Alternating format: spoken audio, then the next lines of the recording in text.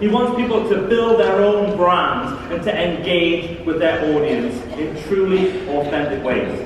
You've got to check out his YouTube channel. You've got to find out more about it, but most importantly, right now, you've got to listen, take notes, and take action as I introduce you to the one, the only, the very lovely, the super cool, Mr. Damian King! Thank you so much. Brilliant. How's everyone doing? Thank you so much. Wow, that was amazing. Yeah, I'm just gonna pay Michael to just follow me around all day, just making me feel amazing. That was incredible. So, how's everyone doing? Oh, I tell you what, this is huge. Look at this. There's so many of you in here. I can't even see. How's everyone at the back? Yes, hello. Wow, how's everyone at that back? Yeah, very good. Yes, fantastic. Wow, this is a big gig. So yeah, this is going to go on for a while. So lock the doors. We're here for a while. So don't worry, Mum. I'm going to be a rock star. All right, let's Quentin Tarantino this. Let's go back to the beginning of how this came about. I grew up in Swansea in South Wales. Any people from Wales in the house? Oh, nice. So I grew up in Swansea in South Wales. And I am a musician. I started to play bass. I got my first bass guitar at the age of 15, which coincided with doing my GCSEs. Now there was an issue with that, which is I enjoyed playing bass more than I enjoyed revising for my GCSEs, and therefore I failed all of my GCSEs. That's right. And I remember walking home and thinking to myself, oh, my mum is going to go mental. Oh, what am I going to say? And I got home and she wasn't there, which made it worse. And then she came in the house and she said, well, how did you do? And I said, not great. I failed all of them. And she was surprisingly good about it, actually. She said, don't worry, it's all going to be fine. You can resit the entire year. I was like, oh, okay. And so I was that kid. I had to go back. All my friends went off to sixth form college, and I had to resit the year. I was the only guy in my whole year that could grow a full beard, effectively. That was me. So I resat the whole year. I got to the end, I resat my GCSEs, and this time I failed all of them a second time. Spectacularly badly, in fact so badly that on the first attempt my maths GCSE I got a D, but the second year I got an E. How is that even possible? So at this point I was thinking, right, my mum thinks I'm going to be a lawyer, so probably not. So anyway, I went home and I was concocting ideas in my head, and I was like thinking, what am I going to say, what am I going to say? And these were the words that fell out of my mouth as soon as my mum walked in the door. She said, probably a bit more tentatively, how did you do? And I said, look, Mum, it's fine, I failed everything, but it's okay because I'm going to be a rock star. And she said, brilliant. I think by this point she was like, whatever, crack on. So I enrolled in a local college performing arts course, and I played bass. And I joined a band, and the band started doing quite well. And we started doing gigs. And then we got signed to a very small independent label. And they recorded one song. It was a singles deal. And we put that song out, and the song did quite well. And at that point, lots of the big labels from London started to hear about this, and they started sniffing around. So we had to go to London and do these showcases for these big record labels, which we did, and things started to go well, and then we got signed to one of the major labels, which was Parlophone Records at the time. And at that point, everything was going well. I had a band which got signed to a major label. If you don't understand, that's like the equivalent of being signed to Manchester United football. You just think, that's it, my dreams are sorted. The problem wasn't quite that, because we had everything. We had a manager, we had money, we went to a massive recording studio called Rockfield, which is a huge studio where they recorded Bohemian Rhapsody. Isn't that amazing? I wasn't there. I was there much later doing a different song, which you've never heard of. But effectively, I was there in that studio. We had a manager, and we also had a thing called an A&R man. Everyone heard of an A&R man? Yeah, everyone ever met one? No, exactly.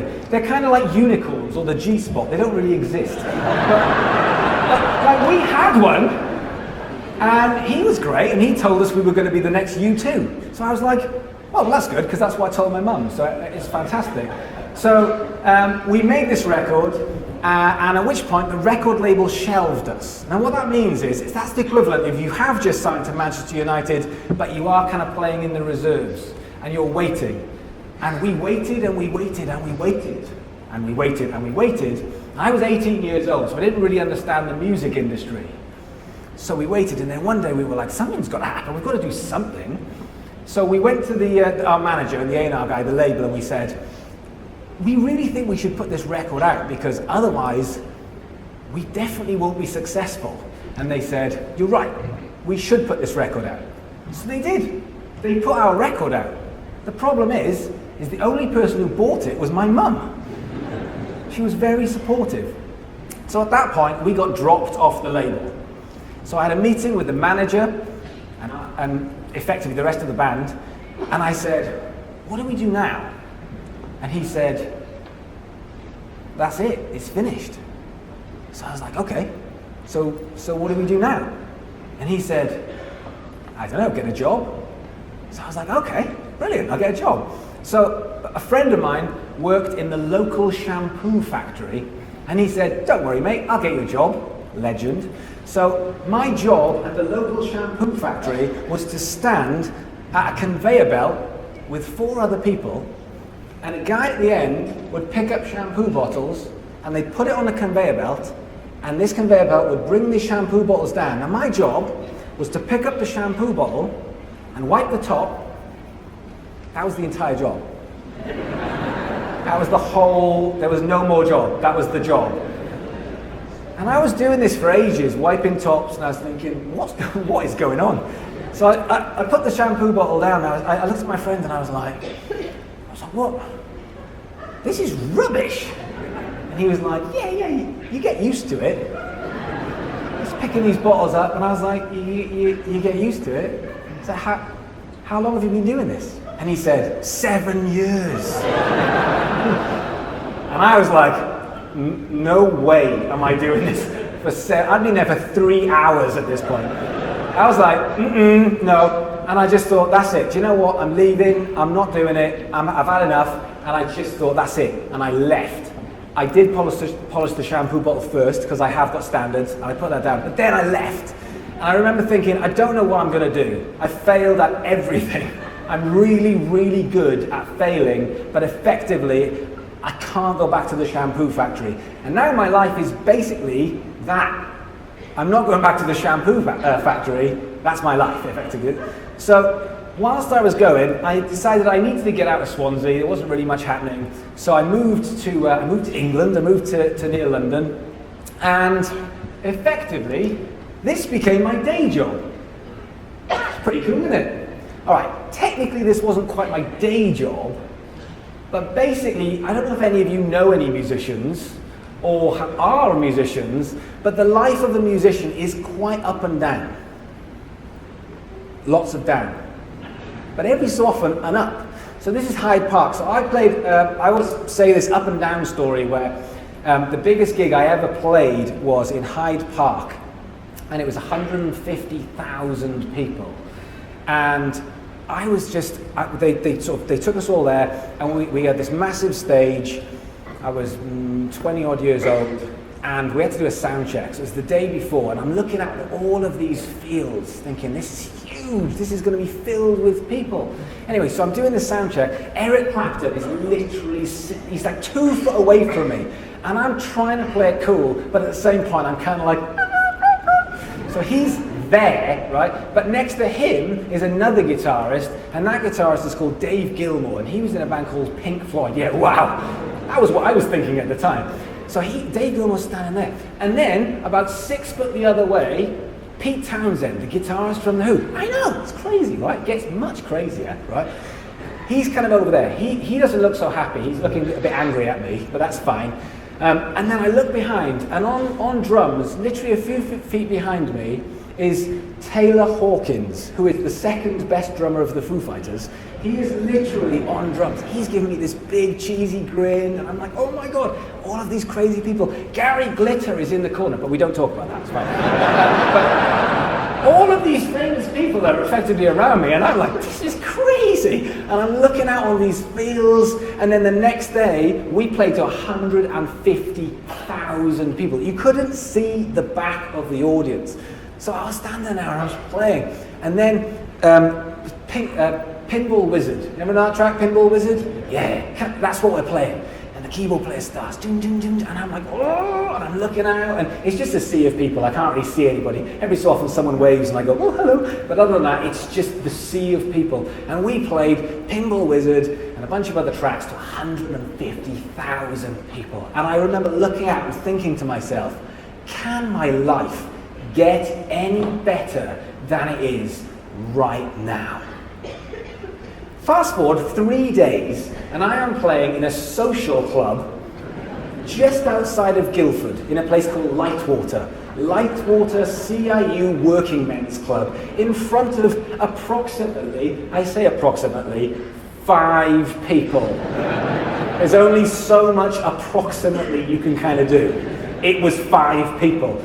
The worst bit of that was, out of the 5 people, 4 of them worked there.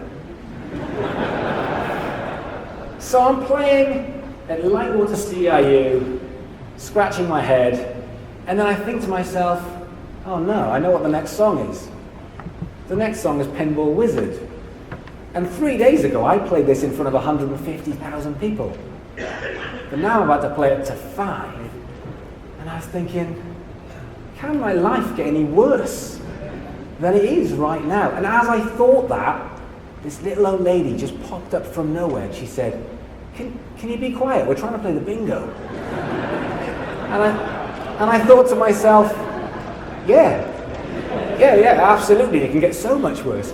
So the life of a musician is very up and it's very, very down. And you find yourself living in planes and buses and all the usual stuff that people think is glamorous, but the reality is you're kind of sat next to 2 people that you want to stab in the eye with a fork. And that's the life on the road. But I decided that I wanted something more. I was very involved at this point in music education. I love teaching. I love sitting down with musicians, and I love saying to them, tell me what you want to do. Let's make a plan. Let's make a strategy on what it is that you want to do. How are you going to get from point A to point B? Let's plan that. And so that became music education. And I was working at a college that I went to.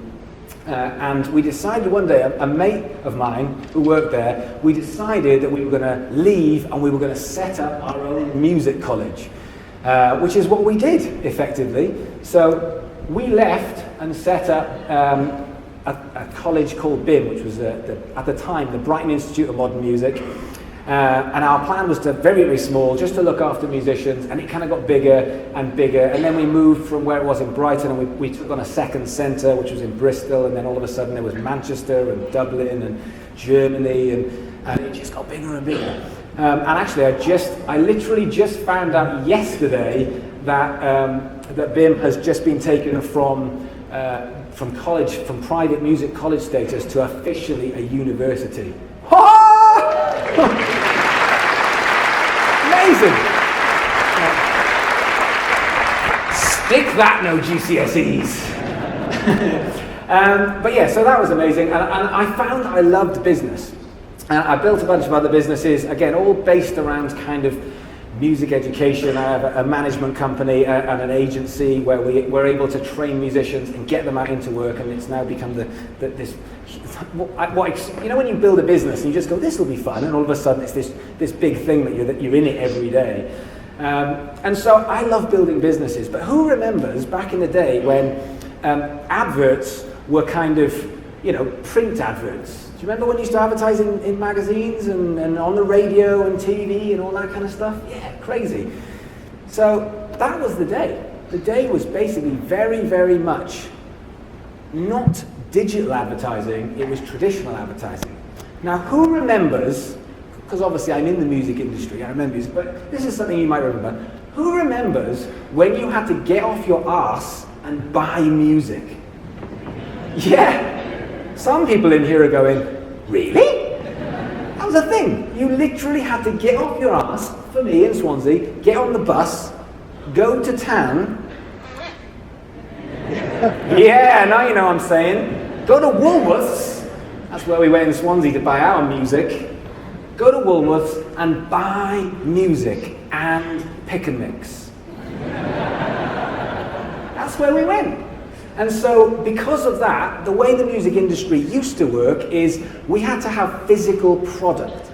So effectively, we go in the studio, we would record something. Back then, it was very, very, very expensive. It was probably about £1,500 a day to record an album. But you wouldn't be there for a day, you might be there for 6 weeks. So you might spend thousands and thousands on recording. But then, also, it's got to be on something. Remember when it was on vinyl, and then it was on CD, and then it was on cassette? Who remembers cassettes? Who remembers cassettes where you had to have a pencil because the tape bit? Yeah? And who remembers sat there on Sunday with like, when you've got the charts and you sat there with all 3 fingers like, wait, why the hell won't you stop talking? And that was your mixtape back then. And so music was on something, physical. And the same thing was said for advertising. Everything was physical. You pay for something physical. Very, very different because of this. Who remembers this? I'm taking you back on nostalgia memory lane here. That is, effectively, I do believe, the Nokia 3310. Hands up in the room who had one of these. Yay. Everybody, literally all of you had one of these. And you had Snake? Hell yes! So yeah, that was a moment of all of our lives that we can share. Who remembers then, obviously it went into smartphones. Just as a show of hands, who here has a smartphone? I.e. Samsung, Apple, yeah, pretty much everyone. So does anyone not own a phone? No, because you'd be weird if you did, wouldn't you? So who's had that thing where you've got your beautiful, I mean, I've got an Apple, but you've got your new Apple, and it's so beautiful. It's such a beautiful thing, isn't it? Not only does it do everything, but it's a beautiful thing. But one thing they have got wrong with the design flaw is it is a little bit slippery for a £1,000 phone that you're just wandering around, isn't it? So you're wandering around and you do that thing where you go to do that thing with your thumb, but for some reason the phone just and everything turns to slow motion. All of a sudden everything's like, and the phone's doing this, and you're going, and it's like toast. It comes up, and it goes, and then it starts to fall, and you're just watching it, and you've got that horrible, disgusting pit in your stomach. Oh, I know what's going to happen. Smack, and you hear the noise, like that thing where people are ice skating, they fall over and hit their head, and you just go, no, he did. That's it. It's like. And so you're looking at it, you're like, oh, and you kind of pick it up, and as soon as you pick it up, you know what's happening. You absolutely know what's happening. That's happening, isn't it? And for me, this has happened many, many times. I don't have a problem with breaking an iPhone. It happens. The thing is with it is, I'm going to have to pay, 150 quid or go through the insurance. Yeah, fine, I don't mind doing that. That isn't the problem. What's the problem? The problem is, I have to take it to a shop and give it to the dude and say, please can you fix this? And he takes it away. And I don't have a phone for like 2 hours. I'll just reiterate that. 2 hours. That is ridiculous. What am I going to do? Talk to people? Are you mad? So all of a sudden I've got this, I've given it no way. Do you know what the average screen use time is at the moment, averagely in this country?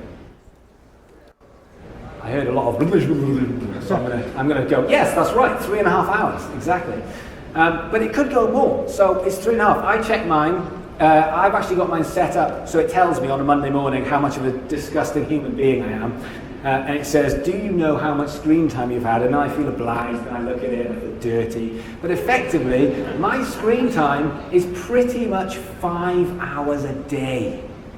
I know. But Morgan, this is Morgan. Everyone say hi to Morgan. Hello. Morgan follows me around with a video, and we do lots of videos on a kind of daily basis.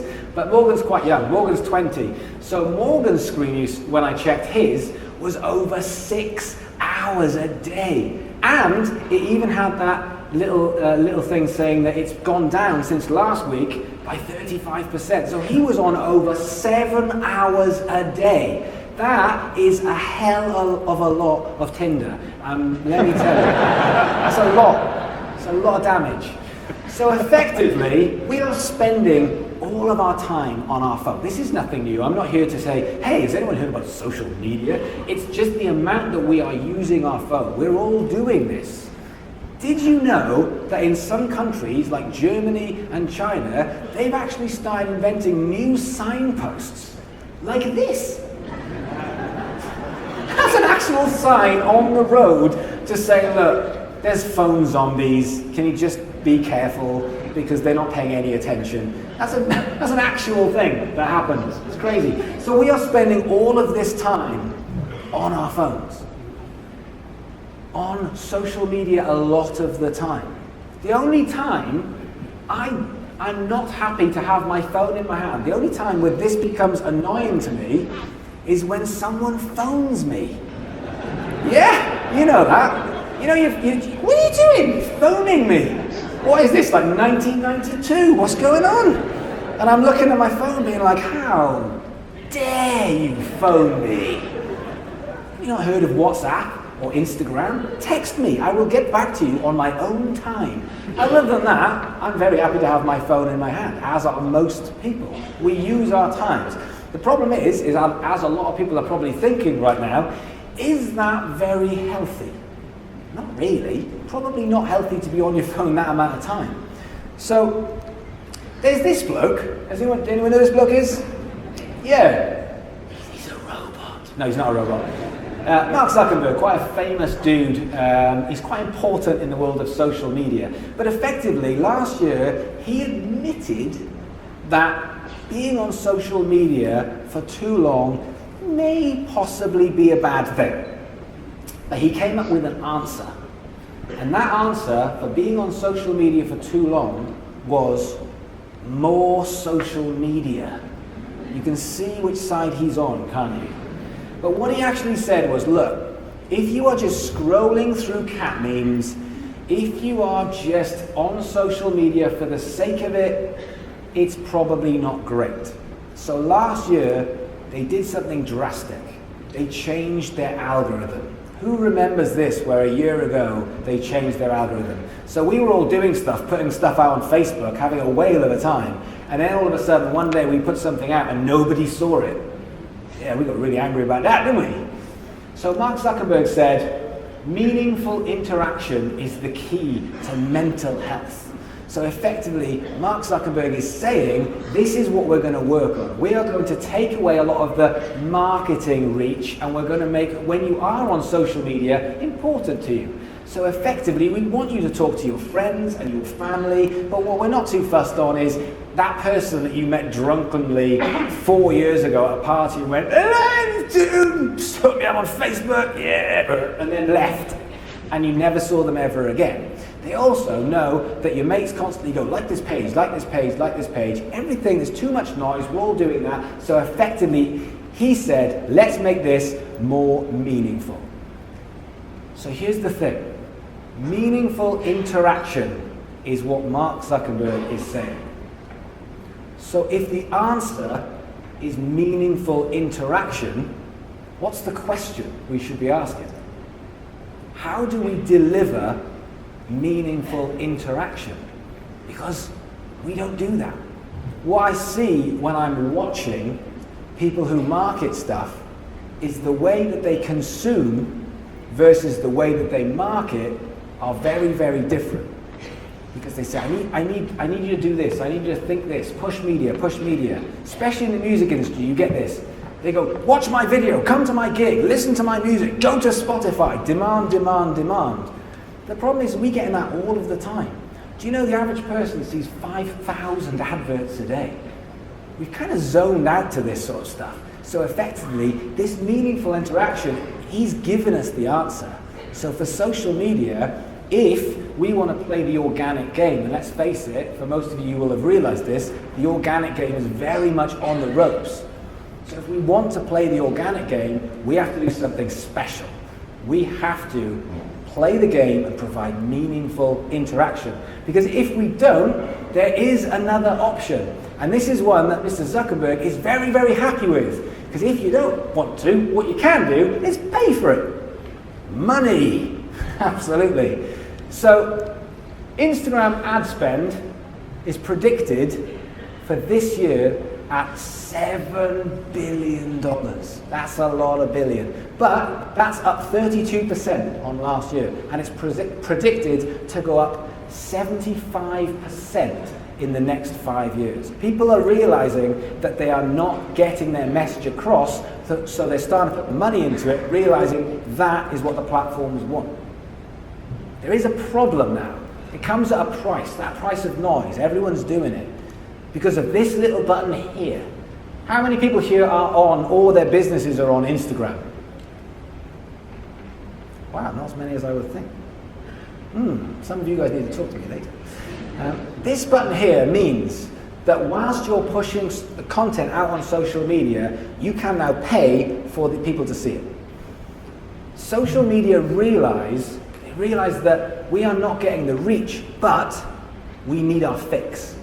We need it to get out there. We need this numbers fix. But if we just put a $5 into it, it does go a little bit further. If we put more money into it, more and more people get seen.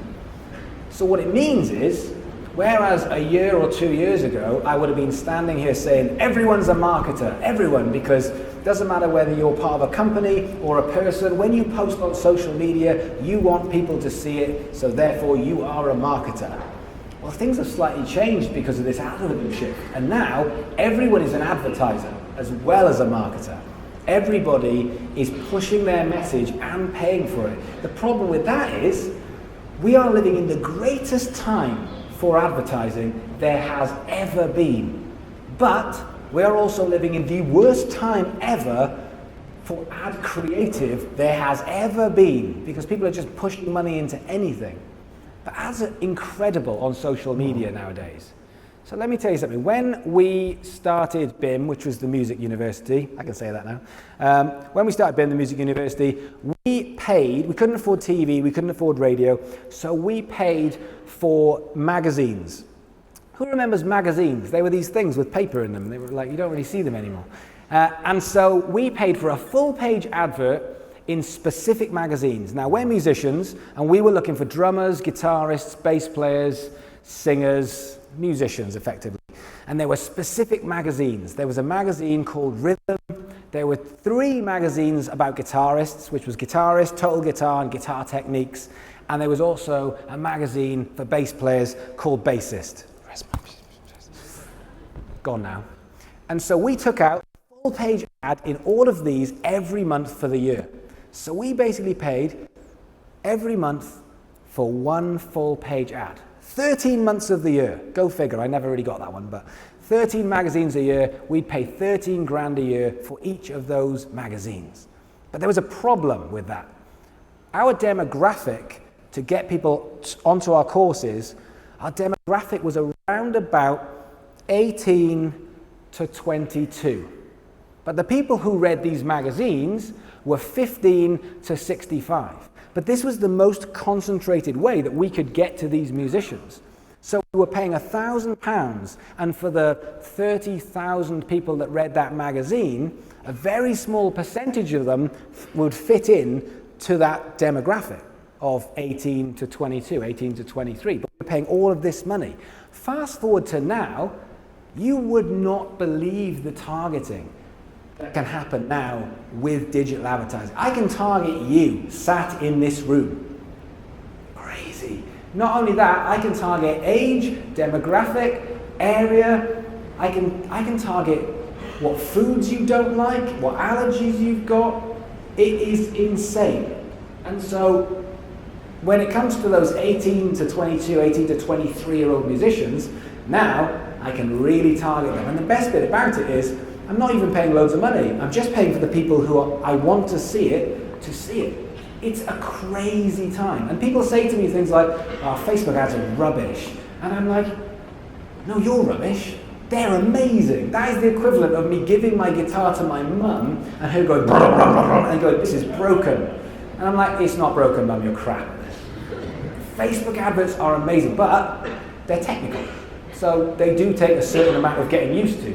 But the age where we are at with Facebook ads, Instagram ads, and other advertising is mega, mega amazing.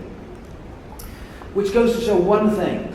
Now we're in the time of getting attention, but getting attention is the easy bit. Anyone who goes on YouTube and starts watching a lot of these gurus, it's all about getting attention. You've got to get attention. Yeah, you do have to get attention, but one thing about this is nowadays, getting attention is easy. Having something to say, now that is hard. Because if we're going to see 5,000 adverts in one day, why are we going to stop on your advert? Why are we going to take that in? So we've got to start thinking about consumption. My whole life revolves around your consumption and watching what you do and figuring out how can I not just get in front of you, but get in front of you with the right message wrapped up in the right way. So how are we actually going to have something to say? Anyone know who this is?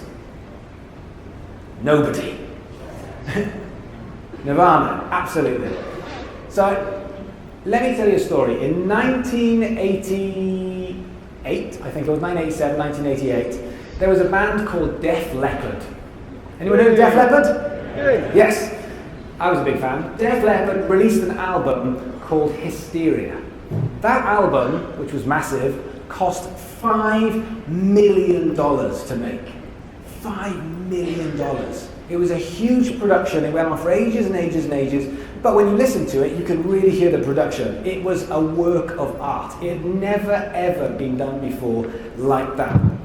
1 year later, these guys, Nirvana, were in the studio and they recorded their first album for $606. And this is not a short album. This is an hour and 15, hour and 20 minutes for an album. They recorded the whole thing for $600. Like even now, 20 odd years later, that is ridiculous. Ridiculously low. Is the production amazing? Nope. But what is it about Nirvana that changed the entirety of music? The entire music industry changed because these guys later on released Nevermind, Smells Like Teen Spirit came out, and all of the long hair on dudes went away. It just went. And everyone went, oh, that's the new thing. And we all went into grunge. They changed everything literally overnight. And they did it by having something to say. They wrapped something up, put it in front of people, had something to say, and we all listened. So, I want to talk about some takeaways because there's three things, when I think about social media, three things that I think are absolutely crucially important for you guys today. Number one, value, value, value. So I'm writing a new book and every third page I kept using this word value. I was thinking I might as well call the book The Value of Value. Because this word, if you take nothing away from anything else I've said tonight, but just this one word, I promise you it can change everything for what you do. Because we are living in a time where on social media people are trying to deliver the least amount they can possibly deliver to get what they want. But social media isn't about that. Social media is our lives. We are on it all of the time. We are looking for value. But when we get the value, we are absolutely with you. So delivering value is absolutely crucial. Has anyone heard of a YouTuber called Casey Neistat? Some of you, if not, check him out. Yeah, Casey Neistat is a YouTuber. So you've probably heard of the term vlogs. So a vlog is effectively someone video blogging their day with a camera. It's been going around for 10 or so years where people just go around and go, hey man, I'm in a coffee shop. And then they go, no, I'm having a poo. And that's effectively their life, that they just edit the whole thing together. And because of Big Brother, we kind of watched it and gone, we're pretty nosy. We'll just watch some of this, that's quite good. And then these vloggers have become huge, huge stars. Like YouTubers are now, they're as big, if not bigger, than most movie stars. I mean, you're talking insane levels of money and power, which we'll talk about in a minute. But there's one guy called Casey Neistat. So everyone's doing these video blogs with their phones or with a small camera. And Casey Neistat, who comes from a video background, says, I want to do that, but I really want to do something better. I just want to do something with real production value. So he basically makes these 10-minute vlogs of his day.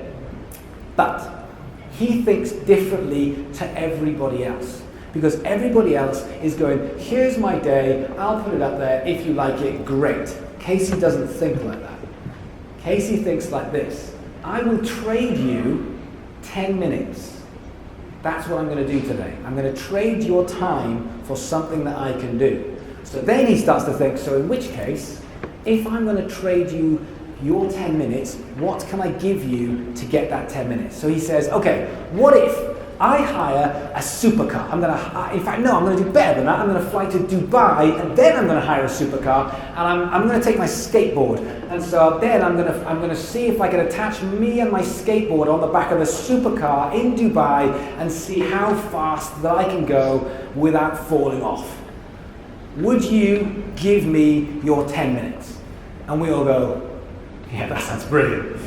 And then the next day, or the next week, he says, all right, if I hire a helicopter and I float over the Grand Canyon and I lower a rope bridge and I dress like James Bond and then I climb down this rope ladder over the Grand Canyon and I take a picture of myself and I call it the greatest ever selfie, will you give me 7 minutes of your time to watch that? And we say, yes, Casey, we will. And so he was doing a lot of this stuff every day, big stuff, small stuff, but he made it interesting, he made it valuable. And so I had this routine. I would get up, have a shower, and I had exactly the same routine every day. I'd wake up, I'd have a shower, I would make poached eggs on toast, I would sit down and I would put on YouTube and I'd put on Casey Neistat because he was releasing videos 7 days a week. That was my routine, the same as his routine. He made it, I watched it. Then one day, I sat down with my poached eggs and I put on YouTube, and his video title said, I'm leaving YouTube. And I was like, what? I was like, no, you can't leave YouTube because this is my routine. And he was like, oh, it's too much work. It's taking me like 14, 15 hours a day to make this content and put it out. And I was like, oh God, I'm sure it's horrific. I'm sure it's terrible. I don't give a shit. Because I have these poached eggs on toast and I kind of watch you, so you can't mess up my routine if that's okay. Because that's how involved I was with his content, because he was providing me value. He wasn't just providing me value from how much percentage he's going to drop off a price of something. That's fantastic. He was providing me value with storytelling. He was providing me value with his day-to-day life. I bought into something. The same way as we buy into Nike or we buy into a brand, we buy into people. People buy from people. And so effectively, value comes in lots of shapes and sizes. But when you are about to post something on social media, I just want you to think one question, and one question only, and that is, what is the value to the other side? What are they getting out of this? If you do that every single time you post on social media, I guarantee not only do the numbers start to follow, but so do the sales. Because they will come with you on that journey because they are getting the value. And then once you've got that, you can then wrap up that value and monetize it as many times as you like over a period of time. I'm in. So every time I go to New York, myself and my girlfriend, we just go to where Casey Neistat is, just to walk past, just in case he's there. That's weird, isn't it? I'm a 42-year-old man fangirling over a YouTuber. But you know, he's provided me that much value. If he comes to me and says, hey, I've got a book out, or hey, I've got this course, I'm going to think, oh yeah, I want to see that. I want to be a part of that. I'm excited by the value that he has given me. Secondly, my second takeaway. Everyone keeps going on about content. Content is king. More content. You've got to get more content. Just ram it full. Get the content out there. Brilliant. More content. Brilliant. Fantastic. We want to have lots of content. You've got to have something to say. We've got to get it out there. But if content is king, then context is God. Because you putting out content every day is fantastic, but if you are not putting it out in a way that all of us will consume, then we won't care. Have you ever seen, let's put this down, have you ever seen people on social media? When I watch YouTube, I turn everything off and I sit down and I watch it like it's old school TV. But I was just getting a cup of coffee outside and I was on Instagram whilst I'm ordering my coffee and chatting to someone else at the same time. Two very, very different ways of using, two very, very different ways of consuming. Now when I'm on Instagram, I'm like this.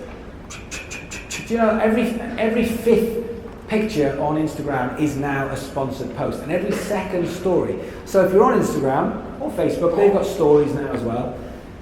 You don't sit there going, oh, this is really good, that's fantastic. Oh, let me take that in. Let me read it, right, on to the next one. We don't do that anymore. What we're doing is we go, right, I've got 30 seconds. I've got 4 minutes worth of, I can get through 4 minutes worth of stories in about 7 seconds. Can you? I'm literally like, yep, not you. Yep, not you. Yep, done. Right, coffee. That's literally the way I consume social media. So we've got to start thinking of the way that other people consume. It's fast. We've got to get the message there fast, but also we've got to provide the value in order to get their attention.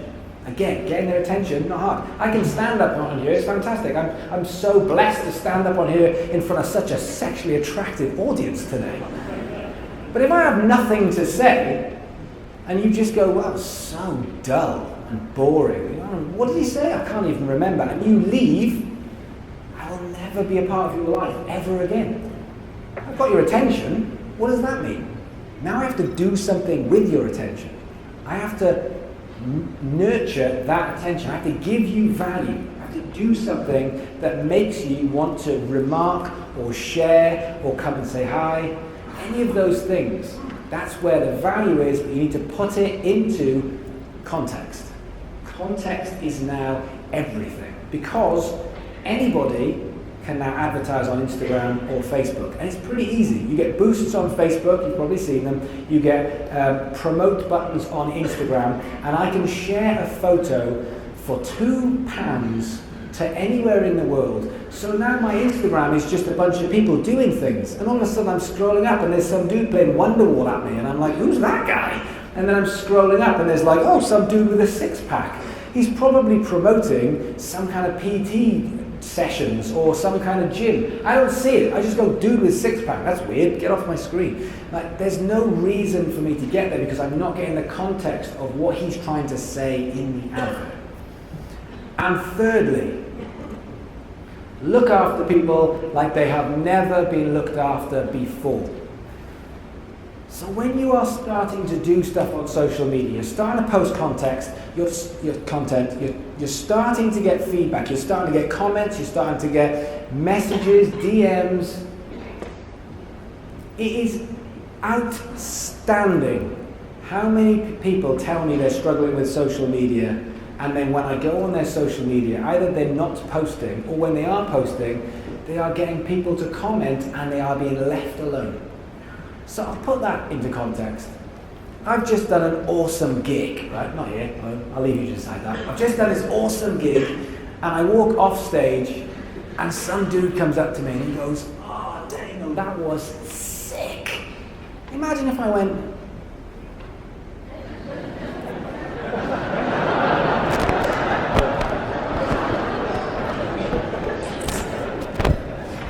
it's a bit extreme, isn't it?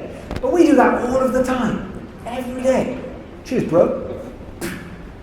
This is an opportunity. Someone has just said your product or your brand or you or something about you is great or is a problem. It might be a problem, it could be anything. This is an opportunity. This is a chance that you can jump on it. Tell me about you. Talk to me. Let's take this to the next level. Because I can promise you, if you can look after people like they've never been looked after before, that is where you monetize a brand. Like a crazy brand. Has anyone heard of a YouTuber called Logan Paul?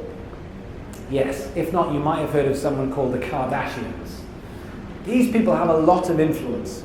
So Logan Paul he's about 22 now, but he was about 19, 20 years old, and he had 10 million people on his Instagram. And he did an interview with the New York Times. And there's this old stuffy guy, and he says, I don't really understand what you do, explain it to me. And Logan says, I basically take pictures or videos for brands, and I post them to my audience. Something we've been doing for years, but David Beckham will advertise on TV to their audience, but he's like, I'm doing this to my audience, and they pay me money. And he goes, oh, okay, that makes sense. And he says, and what do you do for these brands? And he says, oh, you know, picture, video, and he says, but what do you actually do? And he says, I don't know. I might sing a song, I might do a dance. I'll see how I feel. I might just do something really stupid, but that's what I do. And this guy's going, okay, so, and that's it. Have you got a production company? He says, no, I use my phone. I've got a mate who's got a camera. And the guy's like, and how much do they pay you to do this? And Logan Paul says, oh, well, I just did one for Oreo cookie chocolate spread with the Cash Me Outside girl, if everyone knows the Cash Me Outside. And he said, I just did an advert for her, it's 30 seconds, where we're in a kitchen and I put some chocolate on some bread and I smash it in the face. And the guy's like, man, that's it? He goes, yeah. And he goes, and how much did you get paid for that? And he said, $250,000. Yeah, I just heard so many people go, what? $250,000. And the guy says to him, and you think you're worth that? You think you're worth $250,000 for that 30-second advert? And Logan Paul says, mate, I'm worth 3 times that. And you know what? He's absolutely right. Because all he's doing is recognizing how much money he's putting onto a bottom line and how much he's creaming off the top. That's it. And when it comes to influence, anyone heard of Snapchat? Snapchat was going strong before Instagram decided to just copy all of its features. Snapchat was going strong and everyone was loving it. And then Instagram came along, changed the game, and at that point, people started to drop off Snapchat a bit. Right up until the point where Kylie Jenner, one of the Kardashians, Kylie Jenner tweeted one tweet. And she said, I'm like so over Snapchat right now. That was her tweet. And do you know what happened? The next day, Snapchat had lost $1.4 billion. Yeah. Can you imagine the guy who owns Snapchat, Evan Spiegel, can you imagine him waking up to the morning news having just lost $1.4 billion and had the biggest runny dump in his pants in history? What? I mean, that is the power of influence. Because we listen to these people, especially young people, they listen to these people. So if you can build an audience, you can monetize it. If you build an audience, you need to look after them. Which leads me on to the last part. I do a Q&A, we'll have 10 minutes for questions. My mic comes back in a minute, but when I do Q&A, I got asked this question so many times that I just thought, I'll just put it in the talk, because this is the question everybody wants to know. They've taken all our algorithm away, my stuff's not being seen, you have to pay for everything. I'm bored of this, what's next for social media? And I'm like, I can answer this. This is something I absolutely can tell you. What's next for social media is it doesn't make a blind bit of difference, as long as you follow the formula for the last 3 things. It doesn't matter whether there's a new platform. It doesn't make any difference. We do the same things that we've been doing for years. Social media is just a vehicle. People think I love social media. I'm like, I don't care about social media. Social media is a vehicle. I didn't care about guitar magazines when I was at BIM. It was just a vehicle for getting my message across. It's just that I've realized that social media is not a thing anymore. Social media is the thing, because social media is where we are at with our attention. When that goes away, it'll be something else. There's no difference from TV or radio or other stuff that we used to pay attention to. The difference is, we just need to use the vehicle. That's all it is. But if we provide value, if we can put that value into context, and then when people start coming, we look after them like they've never been looked after before, I absolutely guarantee you will win. Because one person will turn into 5, and 5 people turn into 100, and 100 people turn into 1,000,000, and that is how to build a brand. And that's how you build a band, and that's how you build a business. You look after people like they have never, ever been looked after before. When we set up BIM, There was another college doing the same thing, which we'd helped build, which just had £2 million invested into it, and it looked like a spaceship.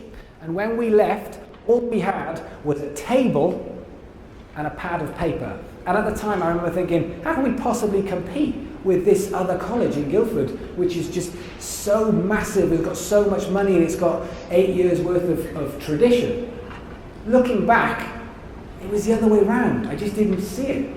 How could they possibly compete with me? Because I'm going to look after people like they've never been looked after. They can't do that. There's no way they can do that. You can't look after people the way I can look after people. Therefore, I win, hands down, drop the mic, the end. Simple as that.